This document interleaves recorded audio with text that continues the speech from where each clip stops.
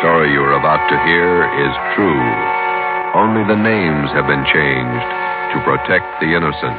Fatima Cigarettes, best of all long cigarettes, brings you Dragnet.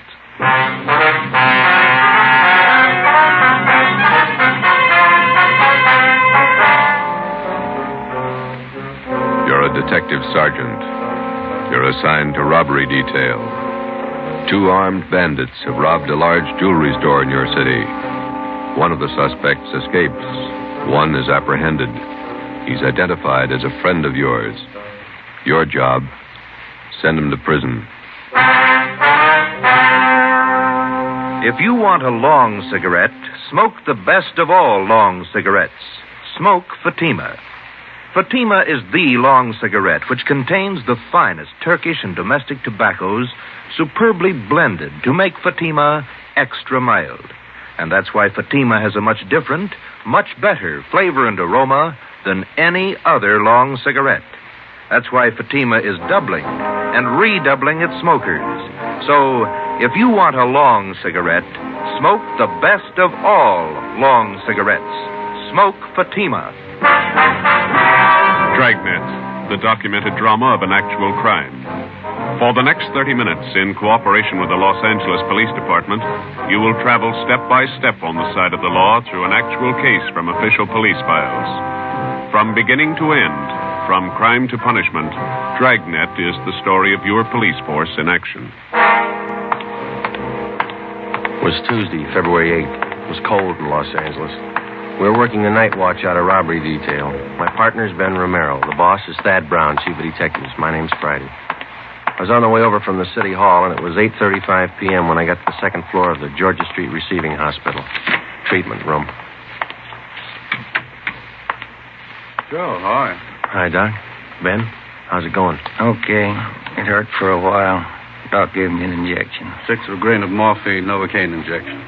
The bullet's still in your shoulder? Doc's about ready to take it out. As soon as I get the wound cleaned, here's the soap and water, nurse. Alcohol sponge, please. How's it look, Doctor? Well, there's the x-ray. Shallow penetrating wound in the deltoid area. Sludge, larger than the soft tissue right here. Oh, yeah. No bone involvement. Lucky the bullet was spent. That's good. Feel okay? Sure. Nurse, methylate applicators, please. Thanks. Let's see now. Where'd you leave Tyler, Joe? Interrogation room. Reynolds and Thompson are with him. Let me have the probe, nurse. Yeah. Feel anything, Romero? No. That's it. You hear that? Hear what? Located the slug with a probe. Oh. Nice. Forceps. Thanks. There we go. Oh, steady. You call your wife? No, she don't worry. Here it is, boys. Want to mark it for evidence? Yeah, give it to me, will you? I will. Nurse, sterile saline solution. Irrigate the wound. No sign of Tyler's partner, huh, Joe? Guy got me? No, not yet, no. Sterile dressings, please. How long did you know this Tyler? Before he went wrong, I mean. I met him in the Army, helped him line up a job when he got out. It's too bad. Sure is funny. Meeting a friend of yours pulled an armed robbery. Must have surprised you, huh? Yeah, kind of. You want me to drive you home when the doc's finished here? Let's go back to the office and talk to Tyler first. Okay. Is that all right, Doc? No. You're staying right here, Romero, till tomorrow morning. If you haven't got a temperature by then, I might release you. Oh, it's only a flesh wound, Doc. I feel all right. I'm not taking any chances with gunshot wounds. If infection set in and you were laid up, I'd have the pension committee to answer to. You're staying here. Sounds like an order. It is. You can pick them up in the P&F ward tomorrow morning. Okay. You gonna need anything, Ben? Yeah. I phoned to tell my wife I won't be home for dinner. His name was Max Tyler, white, male American, age 32. Dark hair, brown eyes, medium build, married, father of twin boys. He was a friend of mine. We served together in the Army overseas, and when the war finished, I came back to my job on the force, and Max went back to his old job. It didn't fit him anymore. He stopped working and started drinking. His wife didn't help much. Max started with small trouble, but it grew fast. On the afternoon of February the 8th, Tuesday, Ben and I surprised 2 men holding up a Main Street jewelry shop. Shots were exchanged, and Ben received a flesh wound in the shoulder. One of the hold-up men escaped. The other one was apprehended. His name was Max Tyler. Hi, Larry. Hi, Joe. Glad you got here. Tyler says he won't talk to anybody but you. Okay, boy. Thanks for standing by. Sure. I'll be outside if you need anything.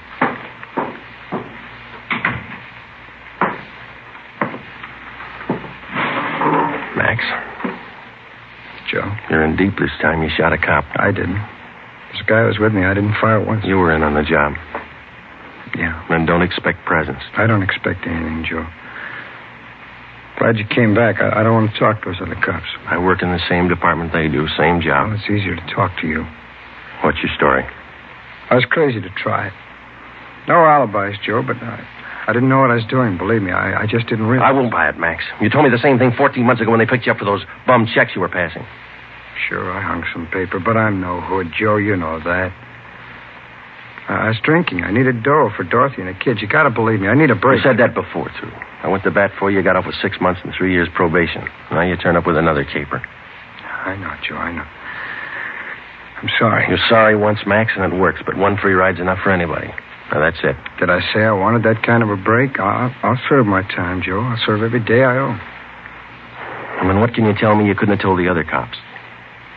I want to ask you a favor. Yeah? I know you're going to hook me on this. So while I'm doing my time, Dorothy and the kids are staying with relatives out in Inglewood. If you'll... Well, just keep an eye on them, you know, Joe. I don't mean dough. Dorothy can work with... Kind of watch out for them, huh? Give them a break, Joe. It's not their fault. Will you do it, Joe? Yeah. Sure, I'll take care of it. Now, you do something for me. Anything you want, guy. Let's have the straight story. Who was the guy with you on that holdup this afternoon? Cresta, George Cresta. You know him. Out of Folsom, short guy, black hair? Yeah. He's got a room above the Red Owl Bar down on East 3rd near Broadway. That's where he hangs out. Where can we find Cresta now? Oh, maybe there. I don't know. I'll give you a list of the places he goes. Some of his friends I've met. He sure roped me in. Said there wasn't going to be any rough stuff. You were carrying an S&W 38? Sure.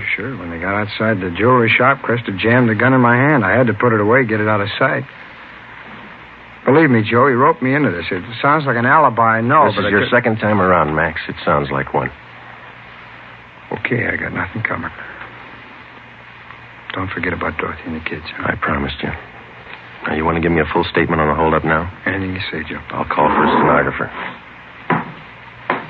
Joe. Yeah. I'm sorry. I am. I believe you.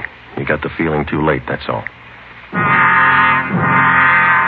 Max Tyler was arraigned in municipal court 2 days later. Bail was set at $10,000. 3 days after that came his preliminary hearing in municipal court.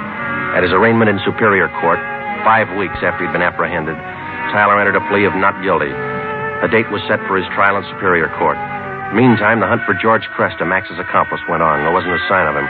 Our informants had no lead on him, and the all-points bulletin containing all the information we had on Cresta brought in nothing. On Monday, March 22nd, the trial of Max Tyler was held in Superior Court. Ben and I were subpoenaed to appear. The victim of the holdup, the jewelry store manager, was the first to testify. He was questioned by both the prosecutor and the counsel for the defense. He left the stand at 11:25 a.m. If it please, Your Honor. Counsel for the defense. Before the next witness testifies, I'd like permission to approach the bench. Permission granted.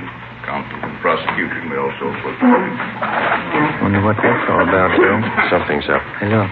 Judge is shaking his head. Public defender's going back to the counsel's table. Counsel for the defense. Your Honor, it is my client's desire to change his plea to guilty. Defendant rise and face the court. Max Tyler, is that your true name? Yes, Your Honor. On the 12th day of March of this year, in Superior Court, Department 83, City and County of Los Angeles, State of California, you've heretofore been arraigned on the charge of robbery in the first degree. At that time, you pled not guilty to the charge in question. Is it now your desire to change that plea? Yes, sir, it is.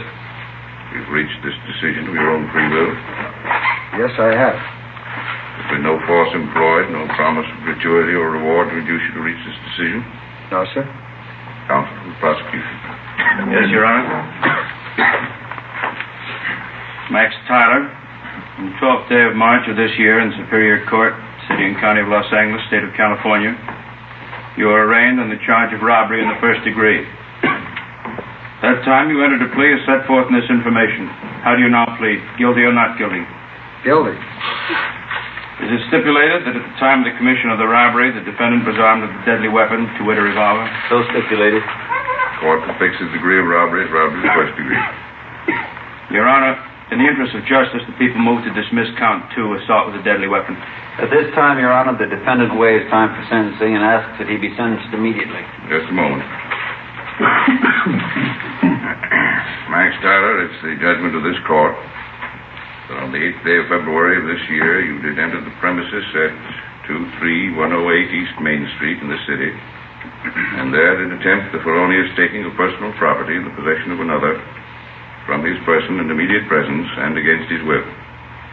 Further, said attempt was made while you were armed with a dangerous and deadly weapon. Tyler, this court finds you guilty of robbery in the first degree. Count 2 is dismissed. Does it, Joe? Decision of this court that you be returned to the county jail. Sheriff will transfer you to the state penitentiary where you will serve the sentence as prescribed by law. Court is set for 15 minutes. Hey, Joe. Miss Tyler over there, she's taking it pretty hard. Yeah, come on, we better go see her. Hello, Dorothy. I love him, Joe. What am I going to do without him? Children. I'll give it to you straight, Dorothy. You didn't do much to keep Max out of this. You drank right along with him. You don't Joe, deserve those kids. That's my opinion. Please, I know it. Don't make it any harder. Don't. I'll do anything I can for the kids, Dorothy. That's all. What am I going to do without him? I can't be all alone without Max. It's not right. It's not right. Neither's armed robbery. Goodbye, Dorothy. Before the end of March, Max Tyler was delivered to San Quentin State Penitentiary, where he started serving his term. His wife, Dorothy Tyler, got a job as a telephone operator. She and her children continued living with their relatives down in Inglewood. I helped them out whenever I could. 6 months went by. Every 2 weeks, faithfully, Tyler wrote me a letter from prison. I answered most of them. While Ben and I worked on other jobs, the search for George Cresta went on. We failed to uncover a single lead. 10 months passed. Tuesday, January 16th, 1949, 4 p.m. I checked in for work as usual. Hi, Joe.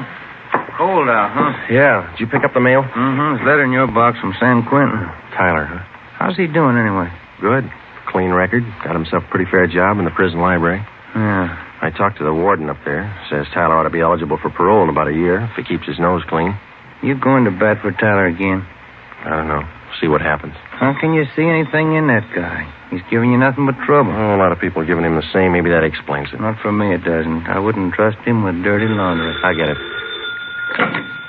Robbery Friday. Joe, this is Dorothy Tyler. I got to talk to you. Yeah, Dorothy, what's the matter? I found Cresta. I saw him. What? George Cresta. I know where he is. I saw him downtown. I followed him to his place. You sure it was him? I'm positive. He's staying at 134 Jesse Street. It's a rooming house, just off Alameda. 134 Jesse. Got it. Thanks, Dorothy. Come on, Ben. 8 minutes later, Ben and I were interviewing the landlord at 134 Jesse Street, a cheap rooming house down on the south end of the city. The landlord's name was Peterson. We showed him Cresta's mug shot, and he told us he was in room 11. We went up a dark, narrow stairway to the second floor.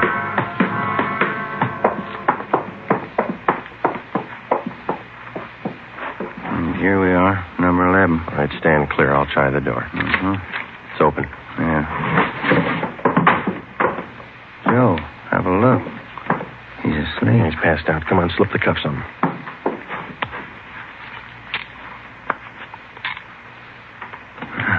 That was easy.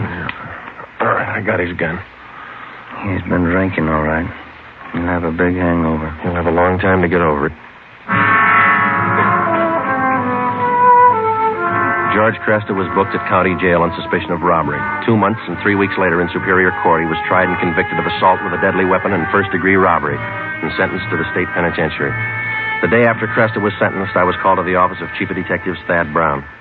Friday, this Max Tyler is coming up for parole in a couple of months. He's a friend of yours, isn't he? That's right, in a way. You've been writing letters to the warden. You've talked to the parole board about him. Understand you're helping on his kids. A few presents. They haven't had much of a break. They're just youngsters. You're working hard to get Tyler's parole. Do you think he's worth it?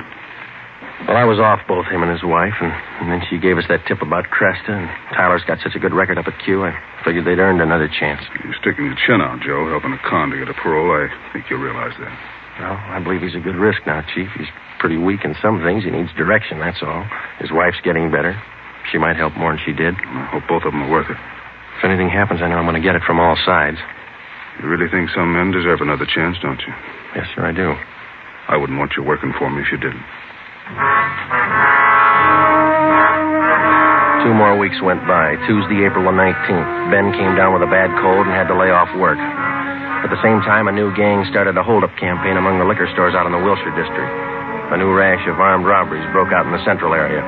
There was an attempted bank robbery. It was a bad week. Ben got back to work on Saturday. Rough time, huh, Joe? Busy, yeah. Did you beat that cold all right? Sure, I feel much better. Doctor gave me some new medicine. Works good. Oh, that's fine.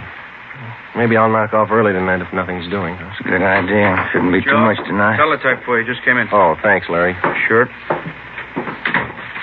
the matter, Joe? What is it? Max Tyler. He broke out of prison this morning.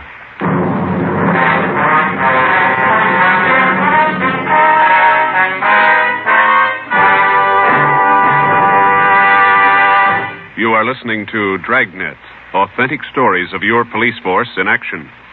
And now, here's an authentic report from Fatima Cigarettes. In 1949, Fatima doubled, tripled, and quadrupled its smokers. In 1950, enjoy Fatima yourself. You'll find Fatima extra mild. Because Fatima is the long cigarette which contains the finest Turkish and domestic tobacco superbly blended to make Fatima extra mild. You'll find Fatima tastes much better. Fatima's superb blend gives you a much different, much better flavor and aroma than any other long cigarette. You'll find Fatima tops in cigarette quality. Fatima has always stood for the best in cigarette quality. For a new year of great smoking enjoyment, buy Fatima in the appealing golden yellow package. You'll agree, Fatima is the best of all long cigarettes.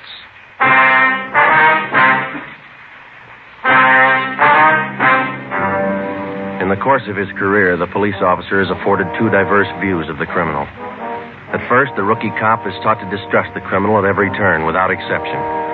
He's schooled in the 1,001 ways in which the criminal operates, his psychology, his mode of operation. Then, when he's thoroughly acquainted with the methods of the criminal and how best to detect them, the police officer starts to learn the most difficult lesson of all: how to distinguish between the confirmed criminal and the lawbreaker, in whom there is hope of rehabilitation. After 9.5 years of police work, my first experiment in this field was with Max Tyler. I'd given him 2 chances to prove himself, and he'd lost on both of them. So did I. 2 months before his parole hearing, which might have given him his freedom, Max Tyler had suddenly decided to escape. How he figured it, I didn't know, but it was my job to find him. At 5 o'clock that afternoon, Ben and I met in the chief of detective's office. 2 officers, Holland and Grayson, from the State Adult Authority escape detail, were there. How did Tyler manage his escape, Grayson? Same old story. They figured they could trust him up there. He had a good job on the prison farm. They trusted him. When did they find out he was gone? On the early morning count. Have you checked his relatives out in Inglewood yet? Yeah, we have. We've got the home staked out. We're covering all the places we figure he might go. How about Mrs. Tyler? You get in touch with her, Friday? Her relatives told us that she's on a weekend vacation with the 2 kids, staying with friends down at Laguna Beach. We got a call in to them. Should be hearing from them soon. I understand Tyler's a friend of yours, Friday. He was ready for parole. Yeah, I was trying to help it along. I thought the guy deserved a break. He didn't need you, Joe. He made his own. Well, he was feeling bad. You weren't the only one fooled, Friday. He had the prison officials buffaloed, too. Yeah, I know. I helped convince them. You got any leads on Tyler at all, Grayson? I mean, from the time he broke prison? Pretty strange. They traced him as far as Stockton, and then they lost the trail completely. The Stockton police in on the search? Yeah, sure funny. The guy has no money, no car we know of, no change of clothes. You figure he's getting help from somebody? Could be. Excuse me a minute. Brown speaking. Just a moment. You, Friday. Oh, thank you. Friday? Yeah. When? Where? Just a minute. Will you hold on, please? It's the Tyler's friends down at Laguna Beach. Mrs. Tyler there? No, she called him last night about 7 o'clock. Told him she'd changed her plans. She wasn't coming. She told them where she was going? She wanted to know which highway would take her to Stockton. We told the Tyler's friends in Laguna Beach to contact us immediately if they heard from either Mr. or Mrs. Tyler. We got out an APB on Dorothy Tyler, and then we drove out to interview her relatives in Inglewood. They told us that Mrs. Tyler had the 2 children with her. She had left their house at 6 p.m. the night before by taxi. As far as they knew, she didn't own a car. We talked with some of her friends in the neighborhood. The only thing they could tell us was that she had not borrowed a car from any of them. We drove down to the telephone exchange where she was employed as an operator, and we spoke with a manager, a Mr. Ralph Cartwright. I'm sorry, gentlemen. This is Mrs. Tyler's night off. Is there something I can help you with? When is Miss Tyler due back at work, Mr. Cartwright? Well, she's working the 10 to 7 starting tomorrow, due in at 10 a.m. Uh-huh. We understand that she's on a weekend vacation, huh? Yes, you see, today was payday, so she asked me if she could have her check ahead of time. Said she had to have the money for the weekend. Did you give her the check? Oh, my, no. I couldn't give her the check ahead of time. But I did do her a favor, just to help her over the weekend. What was that? I loaned her my car. We got a complete description of the car, together with a license number, and called the office. The information was broadcast to all units throughout the city and teletyped to all points in the state. Chief of Detectives Thad Brown ordered an immediate stakeout on the telephone exchange where Mrs. Tyler was employed. The stakeout at the home of Inglewood continued. Another day passed. We checked with the bank where Mrs. Tyler maintained her account. It was 10:25 a.m. when we got back to robbery detail. Gentlemen, what'd you find out? Miss Tyler closed her account 3 days ago, withdrew all her savings, $46.55. They're not going to go far on that. Any word about that car she borrowed? Teletype came in about an hour ago. They found it just outside Santa Barbara, abandoned. Anyone see the Tylers? No reports. I wonder how those poor kids are making out. He must be crazy, and his wife, too. If she was going to help him pull an escape, why'd she have to drag the kids along? That's the way some parents figure, Friday. They owe their children nothing. The children owe them everything. Call for you, Friday. Take it on 2. Oh, thanks, Larry. Friday. This is Hopkins, Friday, on stakeout the phone exchange. Yeah, Bert. Tyler woman came for a check. We got her.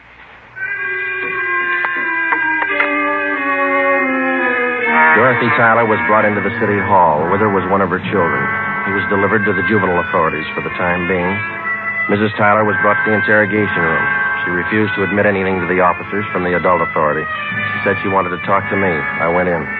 She threw her arms around me and started crying. Joe, you won't let him get Max, will you? You won't let him. I'm after him as much as they are, maybe more. Where is he? I can't tell you. Why'd you do it, Dorothy? Why? Oh, you know why, Joe. You know why. I had to see him. I had to be with Max. It's a bum deal. You traded days for years. They can't get him. If I don't tell them where he is, they won't find him. They'll find him. He's got to eat, so do you and the kids. He has to go to work, and working with a gun is all he knows. He'll leave a trail. We'll find him. Children? What have they done with the children? Where's Jimmy? They're taking care of him. That's more than you did. Where's your other boy, Vance? Max. Max has him. That's fine. You and Max ought to be real proud of yourselves. I had to see him. You know that. I had to see Max. Has he got a gun? Has he? Has he used it? No. He just thought he might need it. He hasn't hurt anyone. I swear it.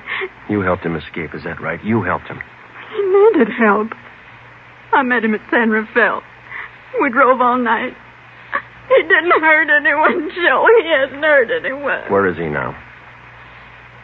Where is he? All right, Dorothy, we'll find him. Joe, if I tell you, will you go alone? I can show you the way. Will you go alone? Yeah. All right. I'll take you to him, Joe. I trust you. Yeah, I trusted him once, too. 5 p.m., Monday, April 25th. Dorothy Tyler, Ben, and I got in the car and headed north for the coast town of Santa Maria. Acting under orders of Chief of Detectives Thad Brown, Larry Thompson from Robbery Detail followed in another car. Holland and Grayson from the State Adult Authority were with him. It was 10 minutes past 8 when we drove through the town of Santa Maria. Just outside the city, Dorothy Tyler directed us to turn off onto a dirt road. We drove about 2 miles. She told us to pull up. How's that feel? Shack by those trees. Lonely out here. I'll go with you, Joe. Maybe Max won't understand. You stay here. Joe, that car car stopped here. It's cops, Dorothy. It had to be. They won't shoot unless Max does. But you promised. You said you'd go alone. I'll go alone. Friday? Hello, Grayson. Where is he? She tell you? That shack over there across the field by that clump of trees. He's got one of the kids with him, that right? Yeah, he won't be any trouble. He's armed. The cons up at Quentin say he won't be taken alive. They say he'll shoot it out. They talk a lot. You better let us take him. You're not getting paid for this one. I'll take him alone. I made a promise. That guy in the shack's in the habit of breaking promises. I keep mine. Keep an eye on Miss Tyler, will you, Ben? Thompson's watching her. I'm coming with you. I told her I'd go alone. There's 2 doors, front and back. Which one you going in? Front. I'll be around back. Careful, Joe. Yeah. I'll be right back, Grayson. I started to cross the field. The shack was about 100 yards from the road. The field was uncultivated, and I wasn't sure of my footing. I stumbled over a tree stump. Halfway across the field, the lights in the shack went out. Who's that? Who is it? It's me, Max. Joe Friday.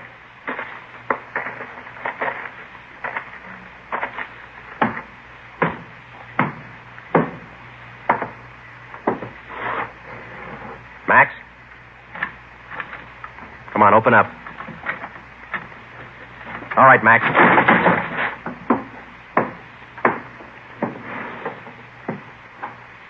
Why the gun, Joe? I never thought you'd take me with a gun. I never thought I'd have to kick down a door to get you. You've changed a lot, Max. How'd you find me, Dorothy tell you? Where is she? Outside. Your boy over there, Vance. He's sleeping. He's okay. Put out your hands. Put out your hands. Oh. I'm sorry, Joe. Yeah. You've been good to us. I won't try to explain. Neither will I, Max. Come on.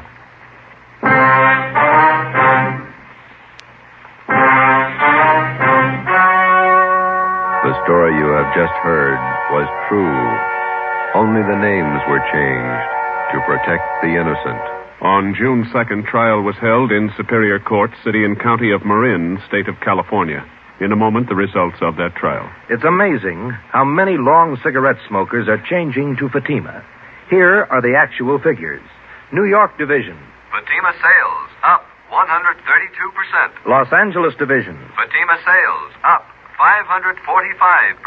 St. Louis Division. Fatima sales up 548%. Yes, in 1949, more and more smokers discovered that Fatima is the best of all long cigarettes. They found Fatima extra mild. They found Fatima has a much different, much better flavor. They found the name Fatima means the best in cigarette quality. In 1950, enjoy Fatima yourself. Best of all long cigarettes.